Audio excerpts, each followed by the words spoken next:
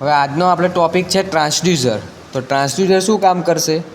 તો કે ટ્રાન્સડ્યુસર એવી એક ડિવાઇસ છે જે કોઈપણ ભૌતિક રાશિ એટલે આપણે એક બીજી રીતે આપણે એવું કહી શકીએ ભાઈ નોન ઇલેક્ટ્રિકલ રાશિ એનું ઇલેક્ટ્રિકલ સિગ્નલમાં રૂપાંતર કરે છે. ધારો કે આપણે ઉદાહરણ લઈએ કે ટેમ્પરેચર છે, પ્રેશર છે, ફ્લો છે, બરાબર, એ બધું માપી શકાય તેવી રાશિમાં આપણે રૂપાંતર કરવું પડે. એટલે એ બધી જે રાશિ છે આપણને ઇલેક્ટ્રિકલમાં કન્વર્ટ કરીને આપણને આપે છે. એના માટે જુદા જુદા ટ્રાન્સડ્યુસરનો આપણે ઉપયોગ કરવો પડે, જે આપણે આ ચેપ્ટરમાં જોઈશું. એલવીડીટી છે, સ્ટ્રેન ગેજ છે, થર્મોકપલ છે, થર્મિસ્ટર છે.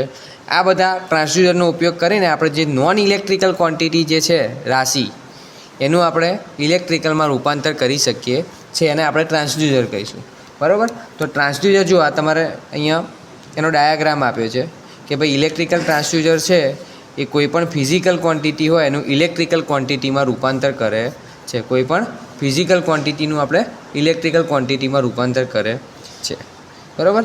આ ટ્રાન્સડ્યુસર વિશે વાત થઈ. હવે એનું આપણે ક્લાસિફિકેશનની વાત કરીએ તો ક્લાસિફિકેશનમાં શું છે? તો ક્લાસિફિકેશનમાં આપણે જોઈશું તો 4 જુદી જુદી રીતે ટ્રાન્સડ્યુસરના ક્લાસિફિકેશન આપણે કરેલા છે. બુક પ્રમાણે આપણે જોઈએ તો 4 જુદી જુદી તમારે એક્ઝામમાં પણ પૂછાય છે.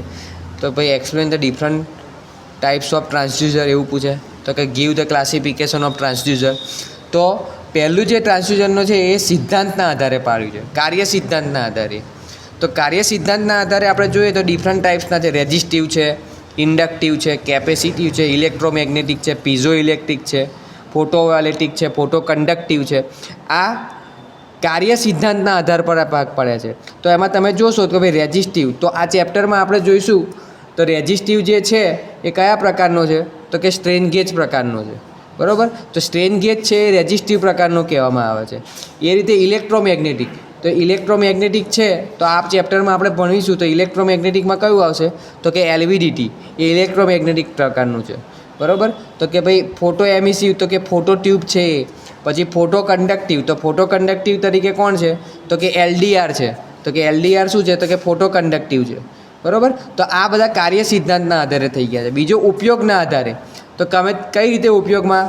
તો કે સ્થળાંતર તો કે ડિસ્પ્લેસમેન્ટ, એ રીતે વેગ માપી શકો, એ રીતે પ્રવેગ માપી શકો એટલે એક્સલરેશન, થિકનેસ માપી શકો, ટેમ્પરેચર માપી શકો. તો ટેમ્પરેચર માટે આપણે જોયું તો આગળ આવશે આપણે આગળ ભણવામાં તો કે આરટીડી છે, થર્મોકપલ છે. આ બધા એના ઉદાહરણ છે ટેમ્પરેચર મેઝરમેન્ટ માટેના. એ રીતે વેલોસિટી માટે પોટેન્શિયોમીટર છે, પ્રવેગ માટે સ્ટ્રેન ગેજ છે, બરાબર. દબાણ પ્રેશર માટે સ્ટ્રેન ગેજનો ઉપયોગ થાય, એલવીડીટીનો પણ ઉપયોગ થાય, ભેજ પણ તમે માપી શકો, પ્રવાહ પણ માપી શકો. આ બધા ઉપયોગના આધારે આપણે ટ્રાન્સડ્યુસરનું વર્ગીકરણ કરીએ છીએ. પછી એ છે સિગ્નલના આધારે, તો કે આઉટપુટ સિગ્નલ. તો આપણને ખબર છે કોઈ પણ મીટર હોય એના 2 હોય, એનાલોગ ફોર્મમાં હોય કાં તો ડિજિટલ ફોર્મમાં હોય, બરાબર. તો એ આઉટપુટ સિગ્નલના આધારે થઈ ગયું. પછી બીજું છે સોર્સ, પાવર સોર્સના આધારે. તો પાવર સોર્સ કયો છે? તો પાવર સોર્સ આપણે જોઈશું તો કે ભાઈ એક્ટિવ ટ્રાન્સડ્યુસર થઈ ગયું, એ રીતે પેસિવ ટ્રાન્સડ્યુસર થઈ ગયું. એક્ટિવ ટ્રાન્સડ્યુસર કોને કહેવાય? કે જે ટ્રાન્સડ્યુસર દ્વારા આપણે મેળવી શકીએ સોર્સ આપણને આપે, લે નહીં, બરાબર છે. તો આપી શકીએ એવા કેવા છે? તો કે ભાઈ થર્મોકપલ છે, પીવી સેલ છે, બરાબર છે. પીવી સેલ આપણને ખબર છે કે ભાઈ એની ઉપર સૂર્યની એનર્જી પડે તો આપણને ઇલેક્ટ્રિસિટી આપે છે, બરાબર. તો એ એક્ટિવ ટ્રાન્સડ્યુસર કહેવાય. અને પેસિવ ટ્રાન્સડ્યુસર કોને કહેવાય? કે જેને આપણે બાહ્ય સોર્સની જરૂર પડે છે, આપવો પડે છે, બરાબર છે. તો આપવો પડે એવા કેવા છે? તો એલવીડીટી છે જેને આપવો પડે, બરાબર છે. આરટીડી છે એને આપવો પડે, પોટેન્શિયોમીટર છે એને આપવો પડે, સ્ટ્રેન ગેજ છે એને આપવો પડે. એ બધા પેસિવ ટ્રાન્સડ્યુસર કહેવાય, બરાબર છે. તો આ થઈ ગયા ક્લાસિફિકેશન. તો 4 રીતે આપણે ક્લાસિફિકેશન પાડ્યું છે.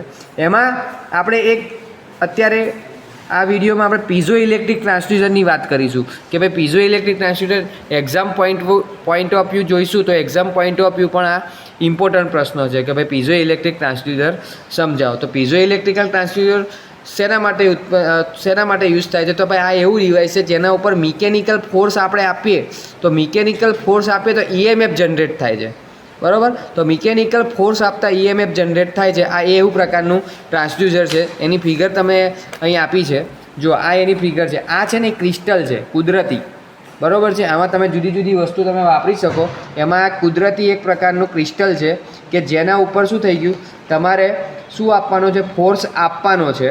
ફોર્સ આપી પણ શકો અંદરની તરફ અને બહારની તરફ એને ખેંચી પણ શકો. જો આ ફિગર છે, આ ફિગરમાં તમે છે ને એથી પ્રેશર તમે આપ્યો છે, બરાબર. એટલે તમે પ્રેશર અહીં આપ્યું છે, એટલે આ ક્રિસ્ટલ ઉપર અંદરની તરફ તમે પ્રેશર આપો તો એ પોઝિટિવ બને છે અને બી નેગેટિવ બને છે. આ રીતે EMF જનરેટ થાય છે. એ રીતે આમાં પ્રેશર બહારની તરફ તમે ખેંચો, બરાબર. એ ક્રિસ્ટલને બહારની તરફ આમ પ્રેશર આપો તો એ વખતે એ નેગેટિવ બને છે અને બી પોઝિટિવ બને છે. તો આમાં તમે લખ્યું છે થિયરીમાં કે ભાઈ આ જે ક્રિસ્ટલ છે એમાં તમે કઈ વસ્તુ યુઝ કરી શકો, તો કે રોસેલ સોલ્ટ પ્રકારનું આવે, બેરિયમ ટિટેનાઇટ પ્રકારનું આવે, સિન્થેટિક ક્રિસ્ટલ આવે. આ બધા મટીરિયલ તમે યુઝ કરી શકો. જેમાં સિન્થેટિક ક્રિસ્ટલ છે એ ઘણો મિકેનિકલ સ્ટ્રેસ સહન કરી શકે છે અને તેની સેન્સિટિવિટી પણ વધારે હોય છે. એટલા માટે અહીંયા આપણે સિન્થેટિક ક્રિસ્ટલનો તમે યુઝ કરો તો તમે એની મિકેનિકલ સ્ટ્રેન્થ એટલે તમે વધારે પ્રેશર પણ એ સહન કરી શકે, બરાબર છે. તો આ જનરલી ક્યાં જગ્યાએ યુઝ થાય, તો જનરલી ફૂટપાથ પર ને એ બધી જગ્યાએ તમે એનો યુઝ કરી શકો કે જ્યાં લોકો ચાલતા હોય તો એના પગનો પ્રેશર આવે એના ઉપર, તો એના કારણે પણ તમે EMF જનરેટ કરી શકો. તો અહીં લખ્યું છે કે પીઝો ઇલેક્ટ્રિક છે ટ્રાન્સડ્યુસરનો ઉપયોગ ક્યાં જાય, તો કે પ્રેશરનું માપન માટે થઈ શકે, બળનું માપન માટે પણ થઈ શકે છે. તો આ એક્ઝામ પોઈન્ટ ઓફ વ્યૂ જોઈએ તો બી આ થિયરી ઇમ્પોર્ટન્ટ છે.